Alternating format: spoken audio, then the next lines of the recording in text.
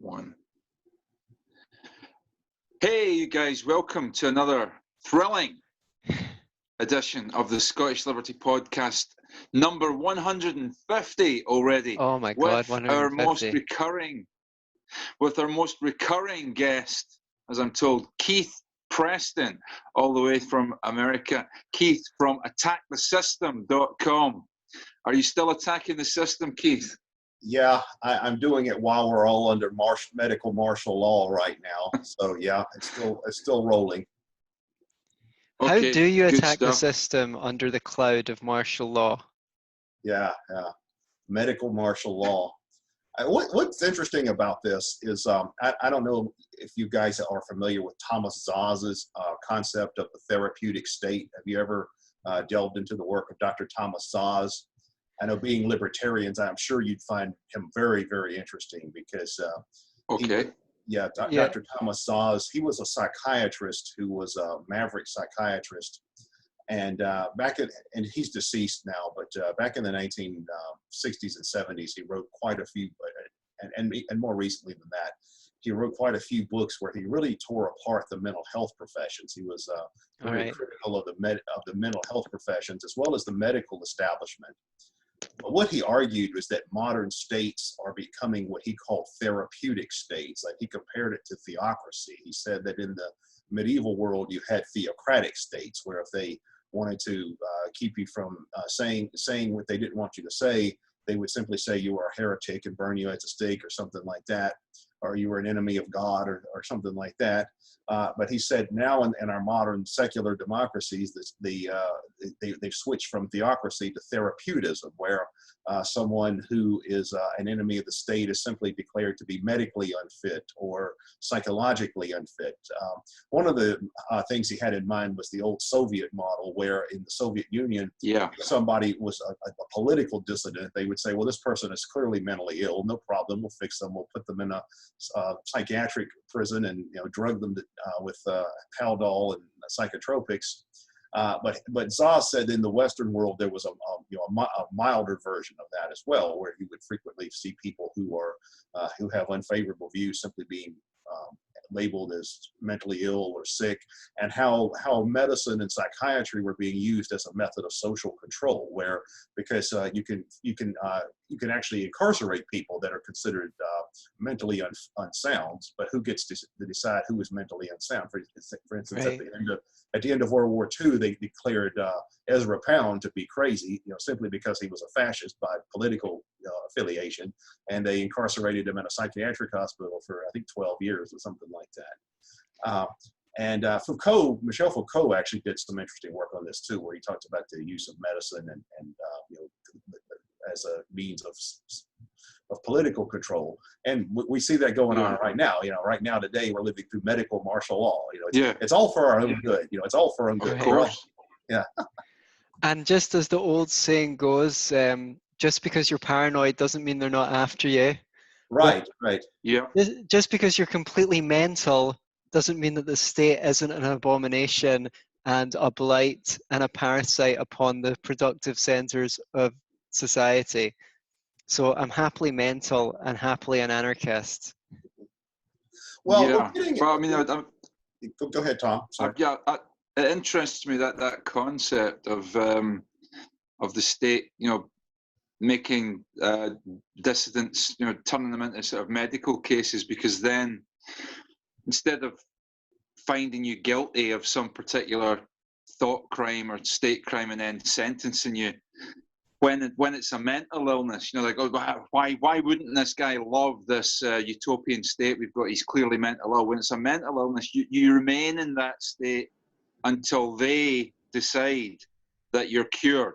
Yes. Right. So that could be indefinite, Yes. And one of the very famous studies that you come across in the psychological literature is when they did an experiment, I think this was in the 60s, where a bunch of perfectly normal people got themselves admitted to mental hospitals as part of an experiment by saying they were hearing voices saying things like hollow, empty, and thud.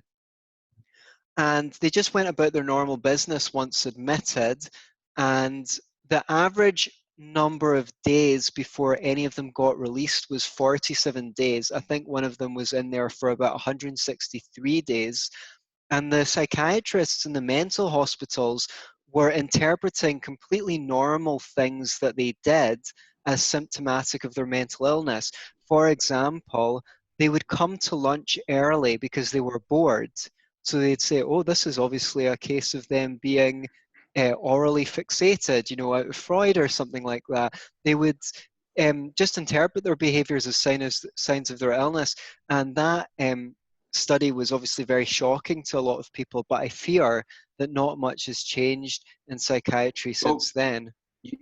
You know, there was a follow-up to that where he, the same guy, because they dismissed it as a stunt, and they dared him to do it again. They said, you know, do this again, and we promise you we'll find the imposters. We'll find these people that you've planted. So he said, okay, let's go ahead, let's do it.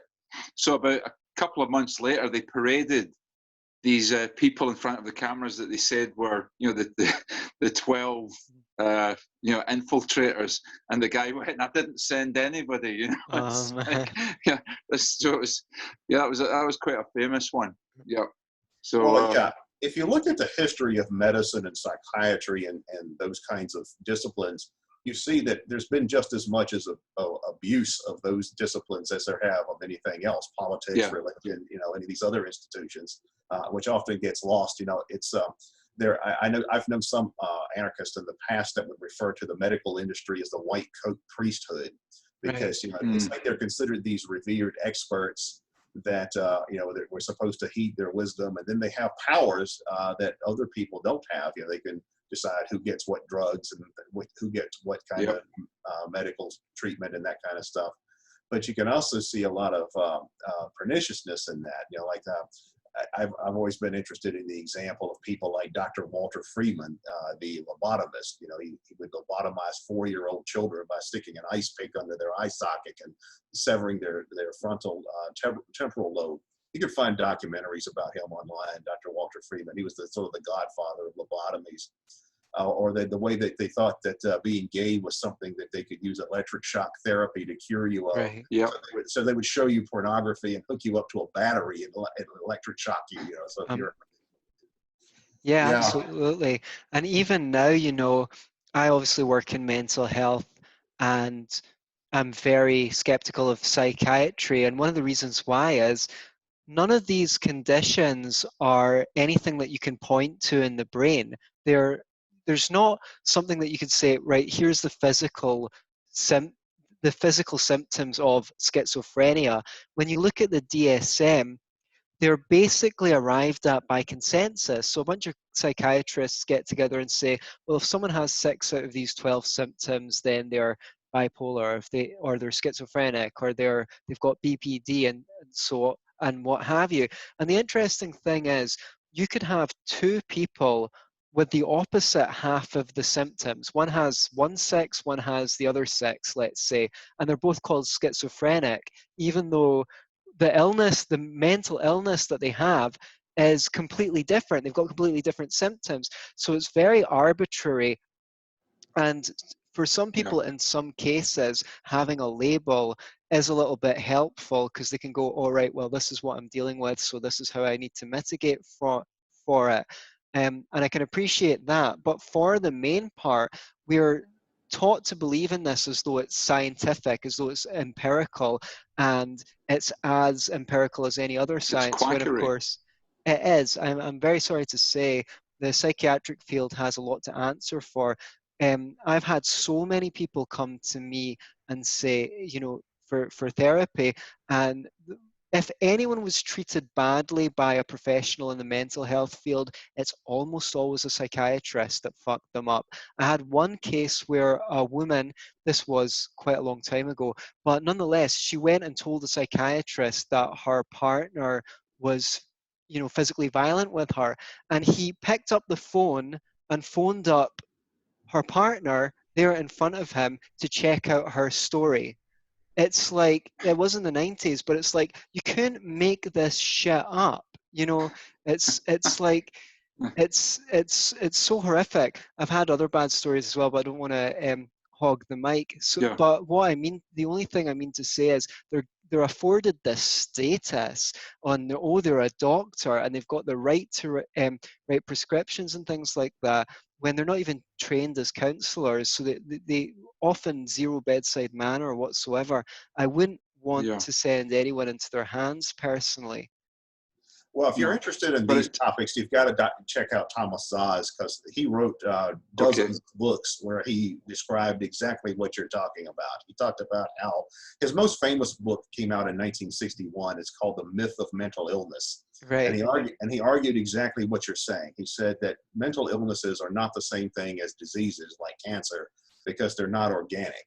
They're not something that you can actually, you know, if somebody has cancer, you can actually do tests and determine whether they have cancer. You can do x-rays and see they have tumors and things like that. But with mental illnesses, it's a more subjective.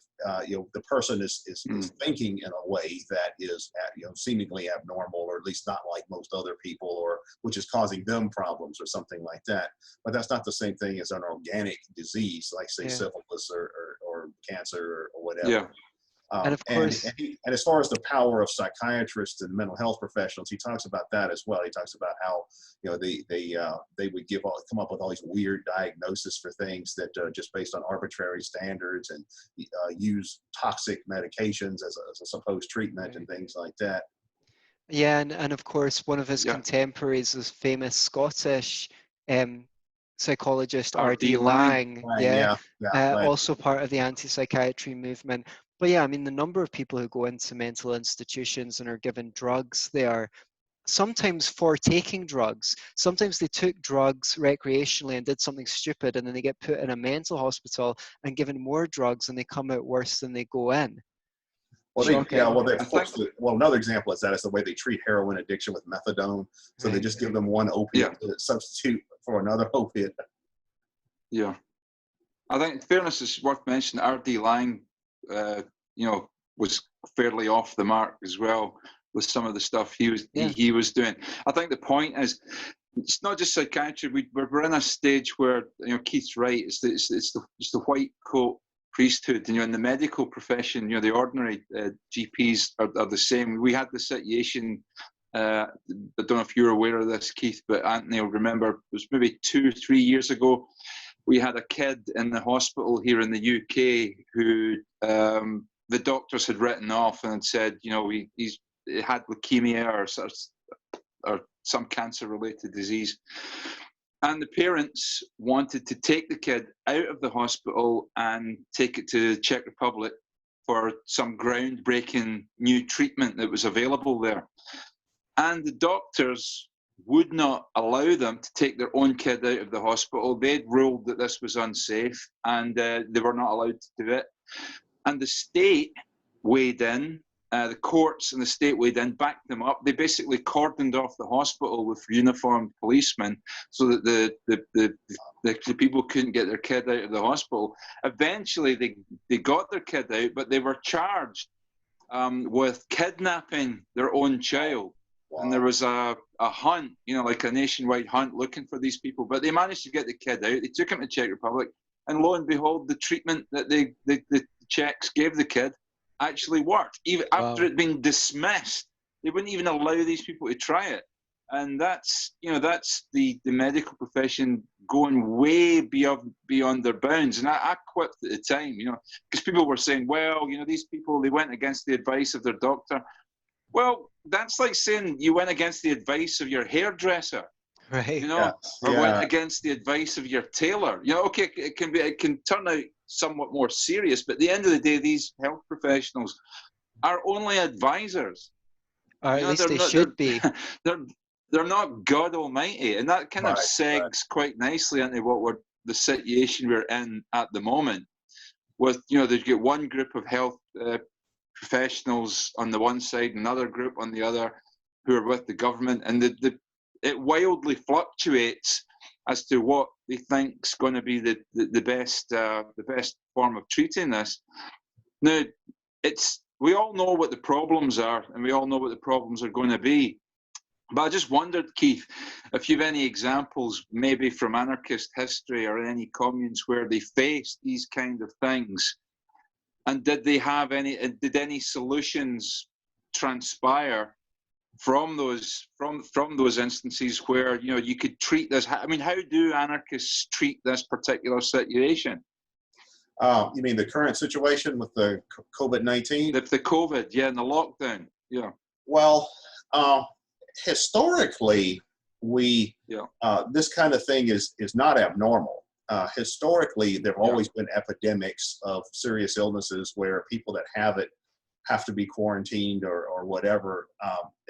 We actually live in unusual times and that we're not really accustomed to things like this. But in past times, they did have plenty of this. I know in my grandmother's generation, she was born in 1911. And when she was growing up, people would get tuberculosis and polio and even things like strep throat, which back then was much more serious because there weren't as many treatments for it. So often people that had these kind of illnesses, they would quarantine either the individual or even the household. I mean, I know elderly people today that recall when they were kids, their house got quarantined for 2 weeks because somebody there had tuberculosis or something like that. Right. So that kind of thing is not as familiar to people, you know, our age and younger, because we grew up at a time when there was more treatments for illnesses and quarantines weren't as common. But historically, there have been plenty of them. But I don't know that it's really a state versus non-state thing. If you had some kind of utopian anarchist commune or some kind of settlement, some kind of anarchist colony, and there was an epidemic of some kind of disease, it might still be necessary to quarantine the people who, you know, are going to be perhaps infecting others or contagious or something like that. From what I've read about the pioneer settlements in colonial America and in early American history during the Western expansion in the 19th century, this kind of thing was fairly common. Where now, none of these people were anarchists, but they were going off and forming these kind of utopian religious colonies, or they were doing things like just moving westward because they wanted to, you know, they were looking for land or gold or something like that. So they would create these pioneer settlements, but then you would have outbreaks of illnesses because, you know, again, this is the 18th, 19th century. There's no vaccinations or any kind of stuff that we're familiar with. So somebody would get smallpox or tuberculosis or polio or whatever was going around, and they would have to quarantine people in that way. They just say, well, you just go over there and stay for a while or something. And historically, there were always leper colonies. Leprosy was a very contagious illness, which is hardly even heard of today. Although conditions in certain parts of the United States have gotten so bad, I've heard it's actually coming back in Los Angeles and places like that. But you always had leper colonies where it was okay. You have a sort of a separate community for people with leprosy.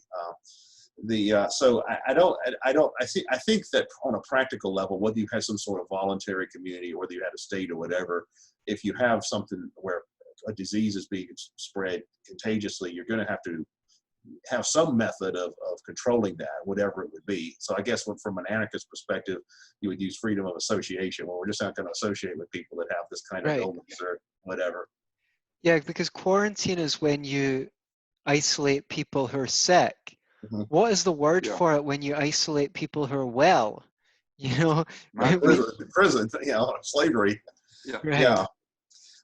Yeah, well, it's interesting to see how all of this is unfolding. I'm not somebody that buys into a lot of the conspiracies I've seen going around about how the virus doesn't really exist, or it's something that somebody created for, as a plot for world domination, or somebody somewhere was cooking up a bioweapon in a laboratory and it went crazy. I think a much more reasonable explanation is that again, historically, we can see plenty of examples of contagious illnesses. Interestingly, a lot of them have originated from the East Asian, South Asian region where this is believed to have come from. That was the case with the Spanish flu in 1918, if I understand the history of all that correctly. And I think there's a reason for that too. I think that's just a region of the world where there's so many people concentrated together.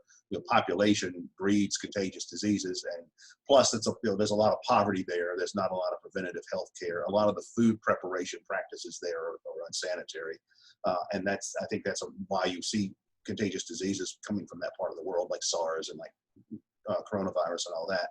But and it's not uncommon for them to have cities that are that make LA look underpopulated. Yeah. Oh yeah, totally. Yeah, I mean, when you've got that many people concentrated together, and there's a lot of poverty and stuff like that, a lack of sanitation. I mean, we have to remember that China, outside the major cities, is still a third world country. You know, it's Right. Yeah. with billions of people. Yeah.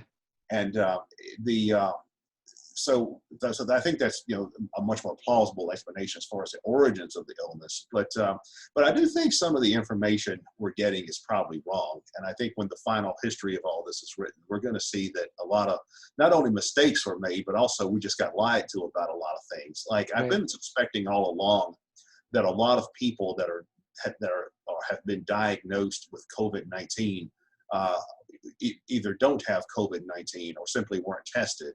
And sure enough, I saw an article in the Associated Press this morning saying that apparently that's actually the case, that they were doing things like claiming that people, you know, somebody comes into the hospital with a heavy cough, shortness of breath, okay, you've got COVID-19. Yes. I thought that was probably happening because they used to do that with AIDS in the 80s and 90s when that became a big scare. They thought it was going to kill a third of the world's population.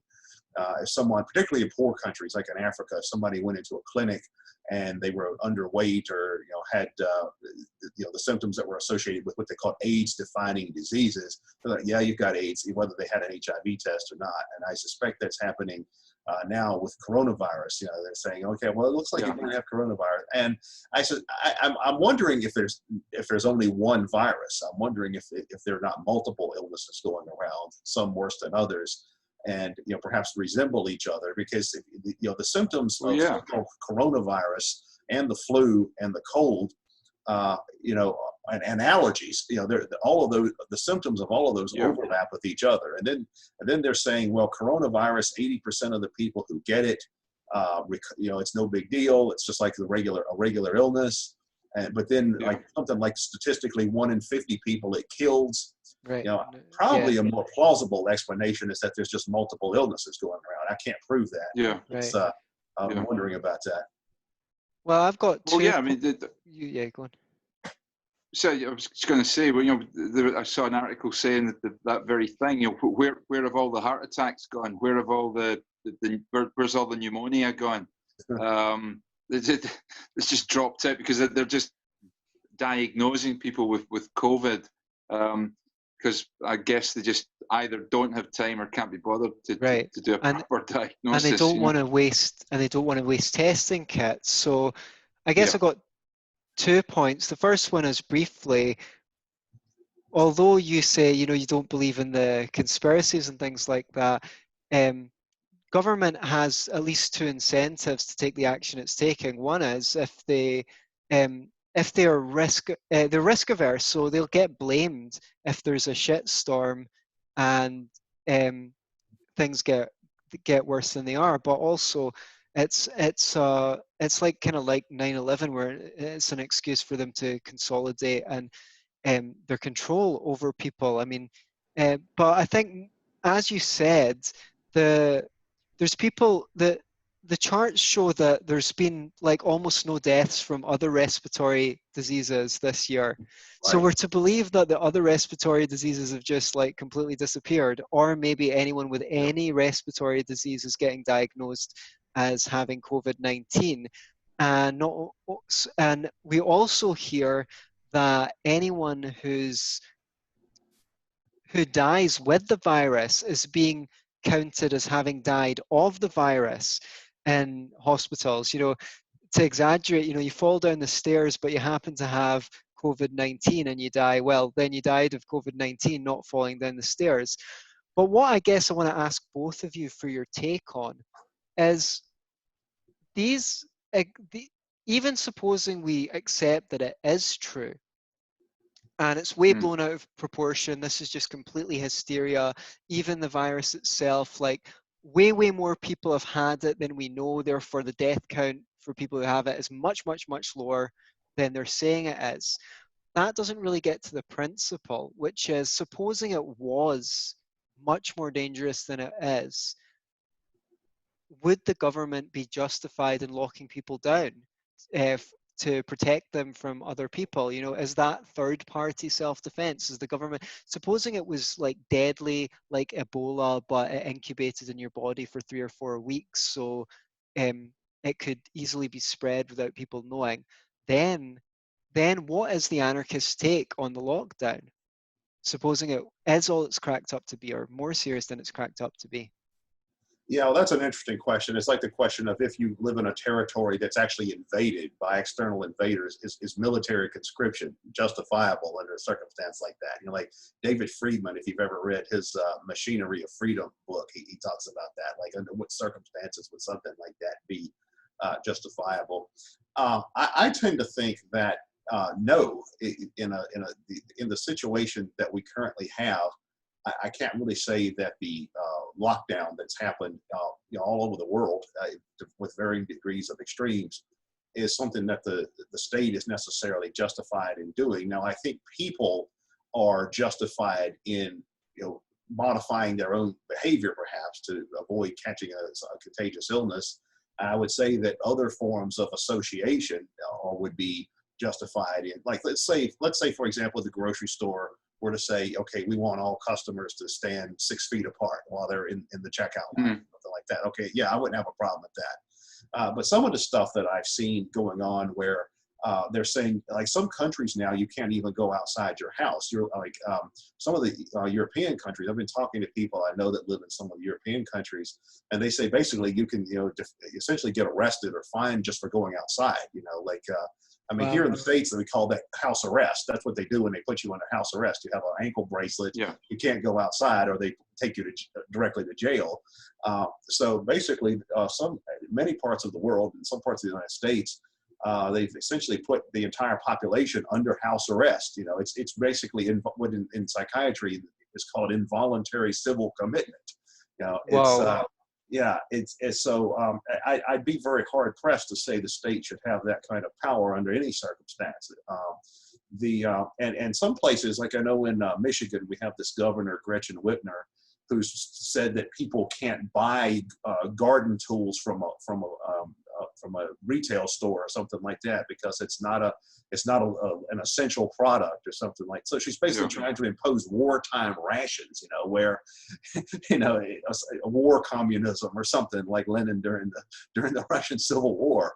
I think Antony nailed it a moment ago where he was saying that governments all over the world are using this as a pretext for massive power grabs.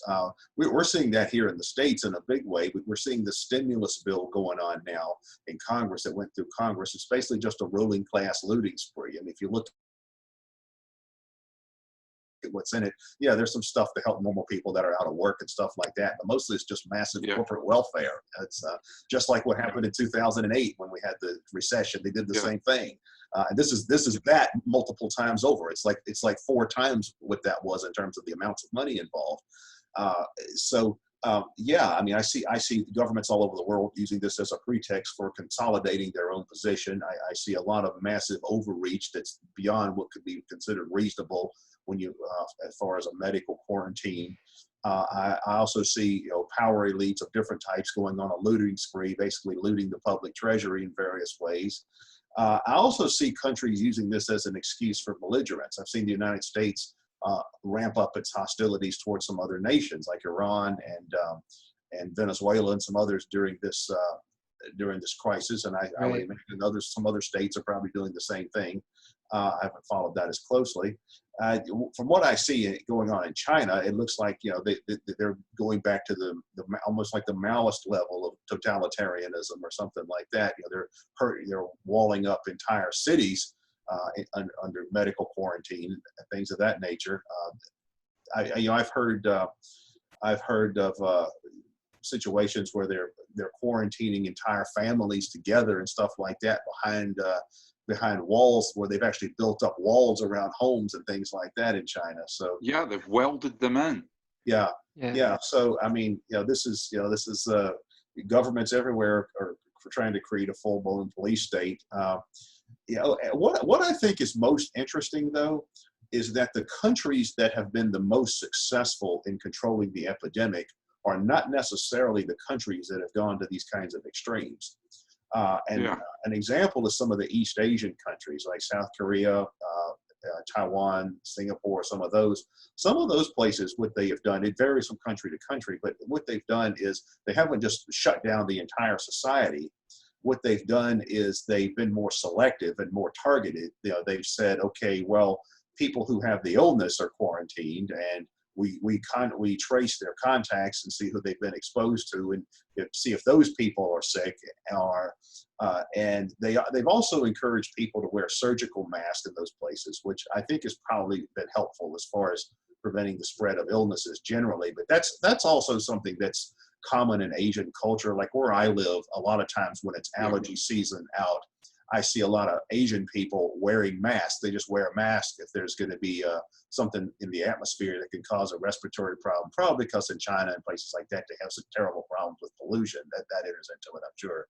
So culturally, that's just something they're not averse to. Whereas I know when they started talking here about, well, people should wear a mask, I knew people that were saying, I'm not going to wear a mask. It's well, whatever, but well, that's another thing too that I've seen that's been interesting in the States, is that for a long time they were saying don't wear masks, don't wear a surgical mask, or don't wear whatever mask. Then all of a sudden they did an about face, and now they're like, yeah, wear a mask, wear a mask. Yeah. And well, on that, they were scared that they were scared that there was going to be like a run on masks, and therefore people who were health professionals, there's going to be a shortage and they wouldn't be able to get a hold of them. I think that's what that was about. I could be wrong, but that's my suspicion. I think that was the rationale, but they basically just lied and said no, masks don't really help you.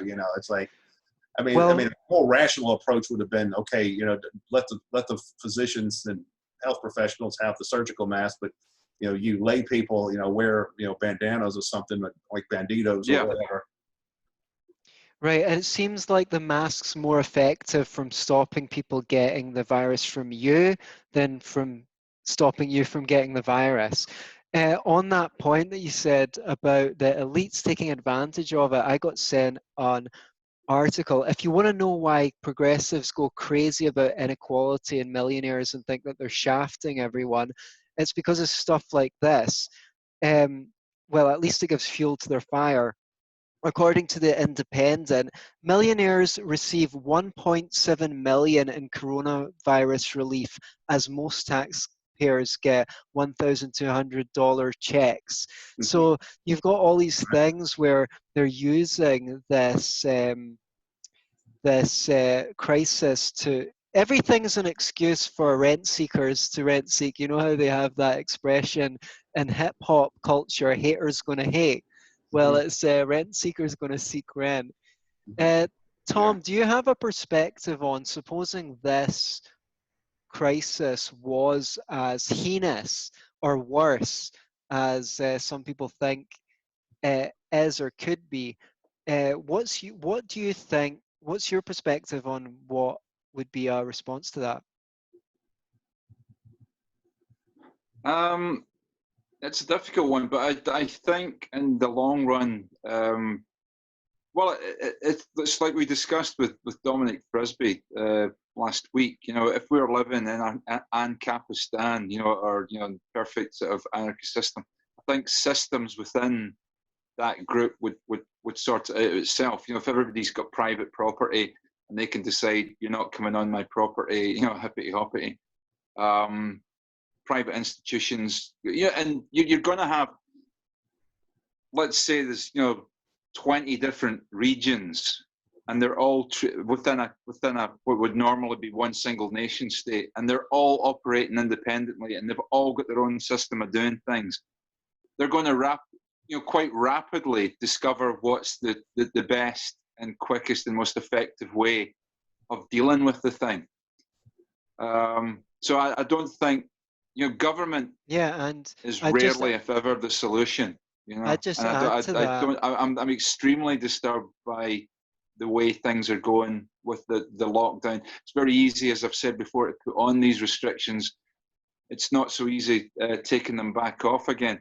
And the next thing I'm looking for, I'm wondering if we're going to go cashless, because if somebody decides that handing cash around is some sort of way of passing on this virus, then they could say, okay, there's no more, we're not going to use cash anymore for the foreseeable future. We're just going to use electronic payments.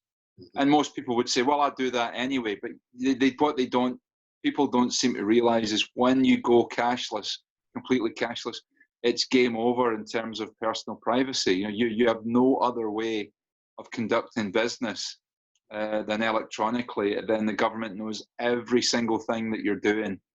And it's the usual crime. You say, well, if you're not doing anything wrong, Yeah, well, forget it. Yeah. Forgetting that that's nebulous in a police state. Well, then what is wrong? why does the government have any secrets or any, why are the government allowed to pass any secret documents or anything like that? If they're not doing anything wrong, we should be able to know what our government's doing. They never apply that to the government. Precisely. I'd also add to that, if it was regional, if the response was regional, and you don't like the fact that your region's on lockdown, you can go and stay with your sister, in the next neighboring region where they're not on lockdown, and that'll give people.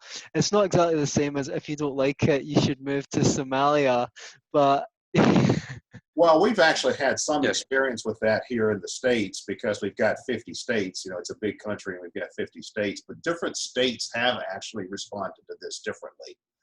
You have some states that have become basically a full-on police state, like Michigan, and then you have others that have almost practically ignored this. And it's based on differences in terms of how many cases they had, and some of the more sparsely populated areas of the United States, they haven't really had that many cases of this. And some of those states, at least until recently, didn't really have the shelter-in-place order, whereas other places like Michigan and parts of California and some other places, it's like martial law basically. Right. So we do have some experience with that, and people are actually protesting now. There's actually been protests in a lot of different places over some of the more excessive and more extreme restrictions that have been put into place. Yeah. It's a nice euphemism. Those people just clearly want people to die. Right. They want people to die. That's what's wrong with those people. Yeah, you just want old people to die. And it's like, well, yeah, I do want old people to die, but quite apart from that, I disagree with the lockdown. I like that. Well, another thing that's been amusing to watch here in the U.S. is how the political parties and the politicians have gone crazy trying to blame each other for this. It's like the Democrats keep saying, well, Donald Trump didn't act soon enough, or then the Republicans will turn around and point out, well, the public health commissioner of New York, we actually have videos of her from, say, as recently as March or February saying, well, just go outside and, do your own thing. Don't worry about it. It's just where the virus is the worst now.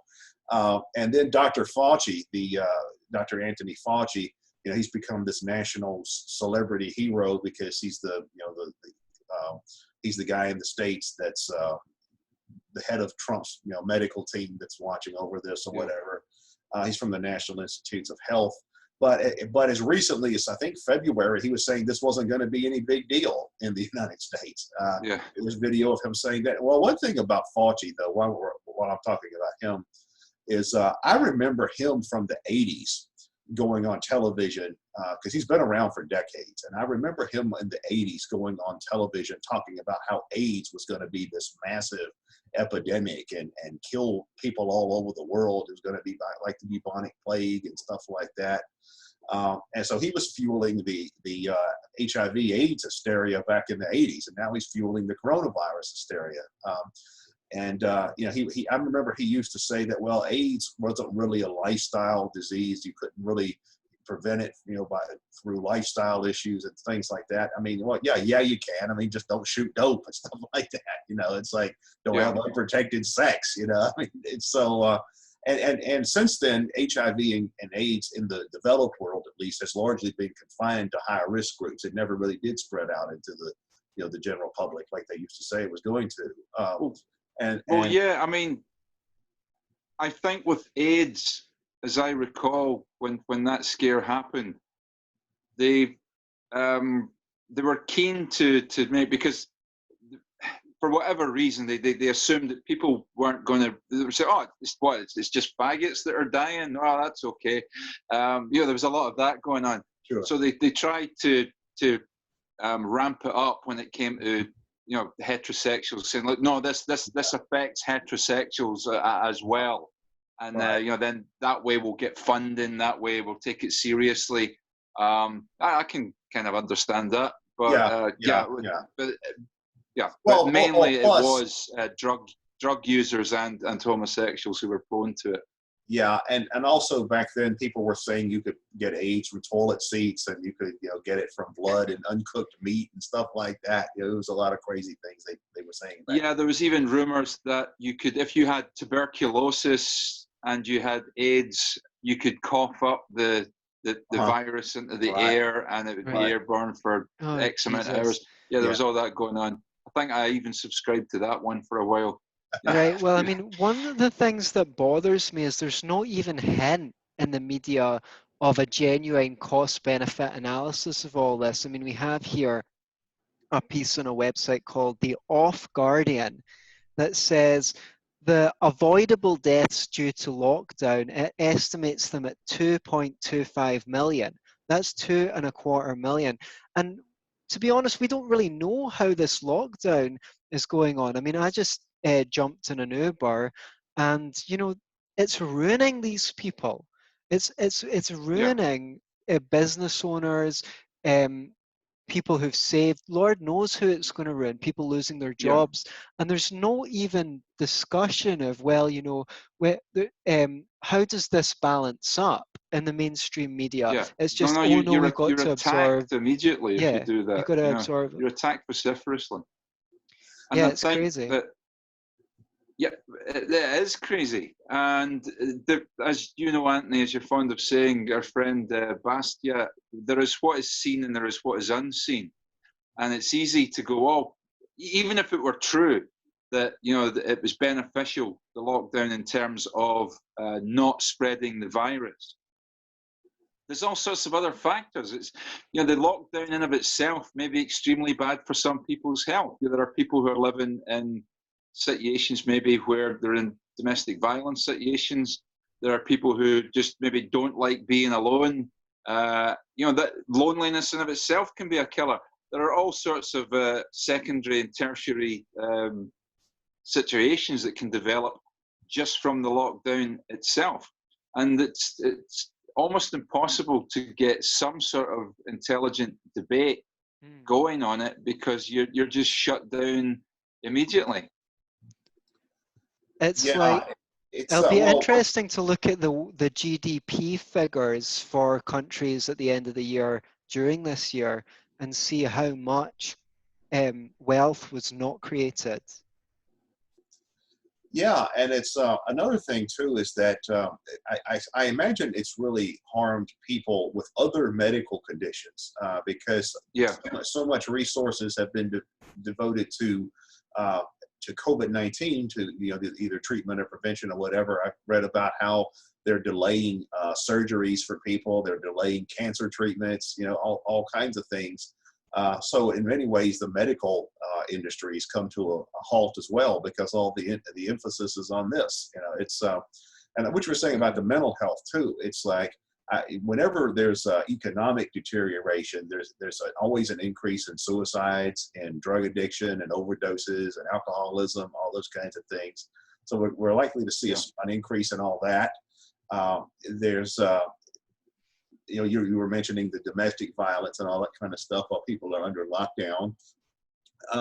And with poverty, when poverty increases, crime increases, so it's going to be more robberies and murders, as far as the aftermath of all of this. I suspect the long-term economic effect of this is going to be terrible. It's for sure. Because they can't just way worse than the virus itself. Yeah, well, they're not going to just say, okay, the virus is over now, so everybody go back to work, reopen your business. It's not going to work like that.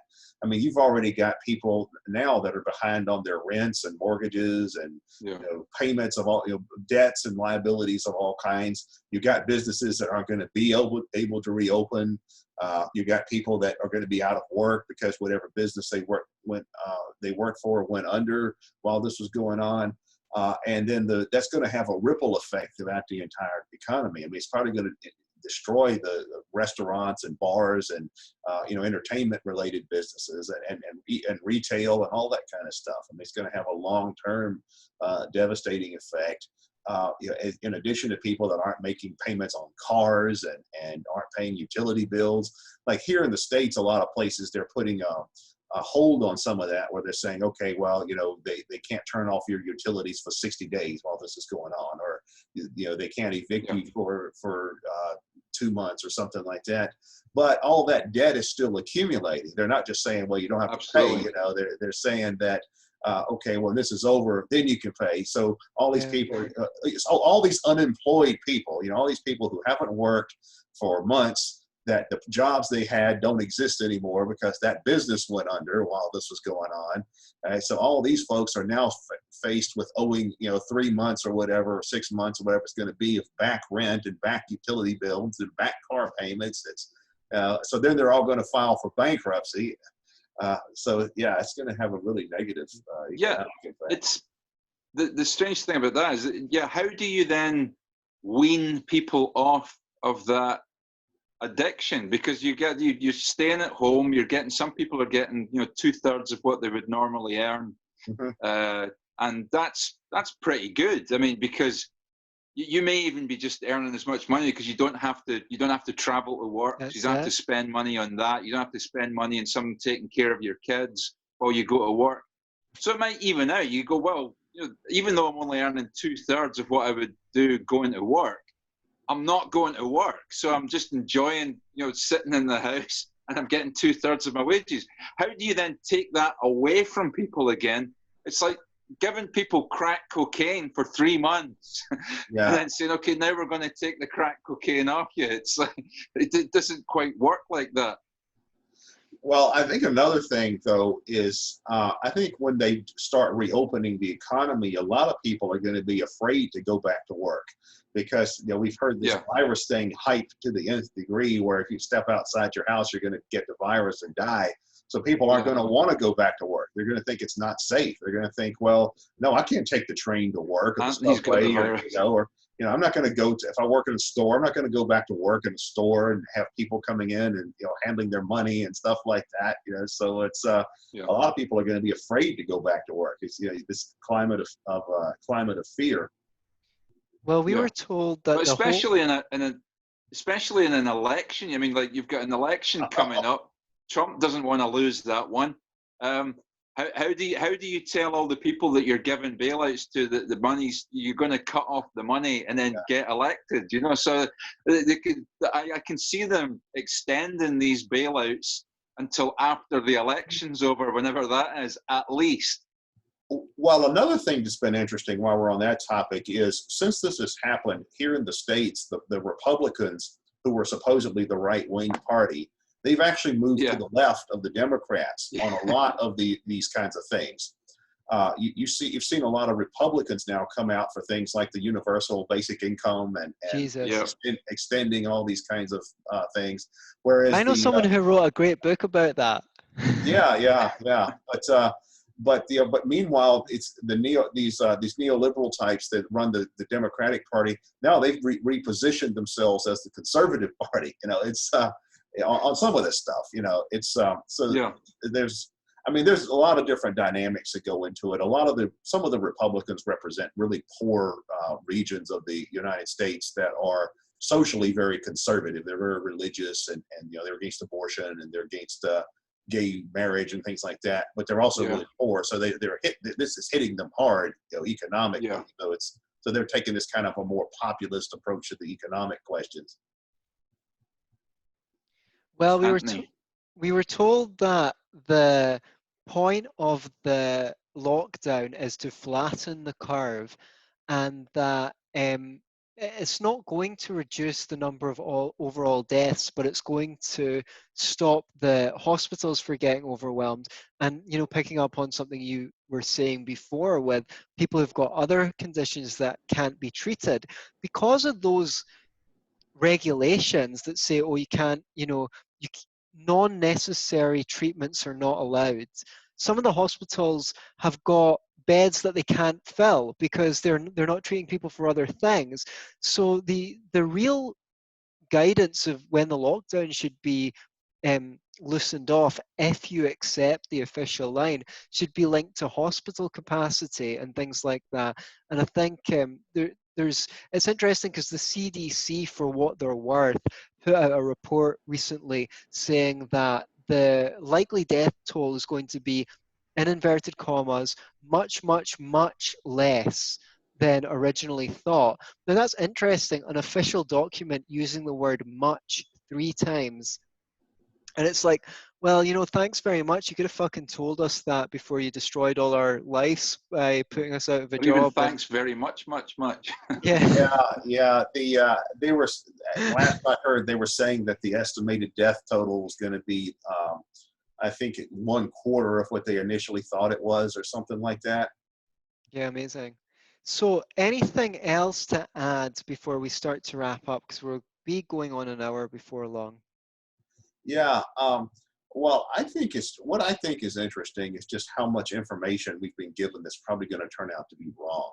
I think that's something that's interesting to contemplate, because, this thing starts and they're saying it's no big deal. Then they're saying, no, it's a terrible epidemic and we've got to shut everything down. And then they're saying, well, don't wear a mask. That's not going to help. And then they do an about face on that. And then they're saying, well, no, actually the number of people who are going to die is actually going to be much less than what we thought as well.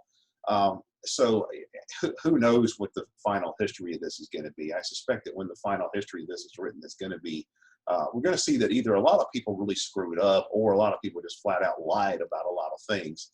I know that the Chinese, I think, have been lying about the number of cases they've had. I think I think it's a lot of the Western countries, they've exaggerated this, whereas in the Chinese are probably underclaimed it. Yeah, well, they locked up doctors for even mentioning it.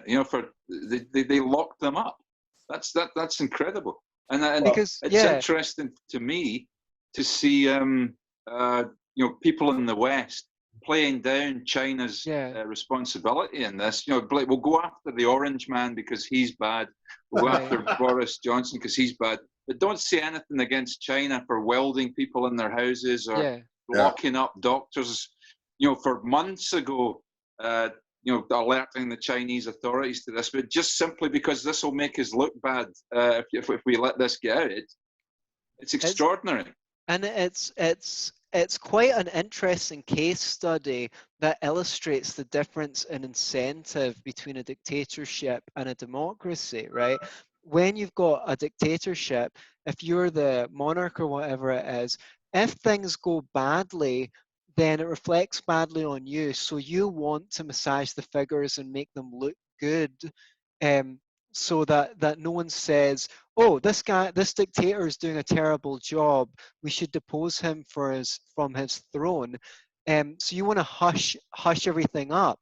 Whereas under democracy, it's like you want to be super, super cautious in case things get any worse, because that's your incentive. So you want to tell people that it's worse than it is rather than better than it is, so that you scare them into staying the fuck home. I see a lot of people on Facebook with a banner under their profile picture saying, protect the NHS, stay the fuck at home. And they even use the expletive because it's so edgy and stuff like that. Right. At least they like to think they're edgy. I think that they're like robot radicals. They're buying the official line thinking that they're edgy. Well, this could catch on. Why don't we just spare the NHS any further burden by just don't stay the fuck away from your doctor if you're sick. Don't bother that man. You don't want your doctor to get the virus, right? Yeah. Right. Well, precisely, or anything. Your ingrown toenail or whatever. The guy's got better things to do. He's got golf to play. He's got after dinner speaking to do. He doesn't want to be, treating your goddamn ingrown toenail. But that's what it's been like. It's been like, you've got an ingrown toenail, therefore we're going to cut your leg off. Hey, right. It's cured your ingrown toenail. Yeah, but I've got no leg. So I think that's what it's going to be. They're going to turn and say, yeah, well, we stopped the coronavirus in its tracks. Yeah, but look at all this other shit that's came out of that. So I think Antony was right when he talked about the cost-benefit analysis. But as soon as you mention cost of the economy, people are like, "Oh, you care about you care about money more than you care about lives," and all this horse shit. So it's Well, material interests though affect health. I mean, that's the connection. of course. Yeah. Well, I think Anthony nailed it just now. It is an interesting case study. In fact, we can even go back and look at Plato and Aristotle's descriptions of different forms of governments and how they work and things like that. And we do see that in countries where it's a one-party state or a dictatorship, the monarch, because I mean, Xi Jinping and people like that are really just modern absolute monarchs or the god emperors like the ancient world.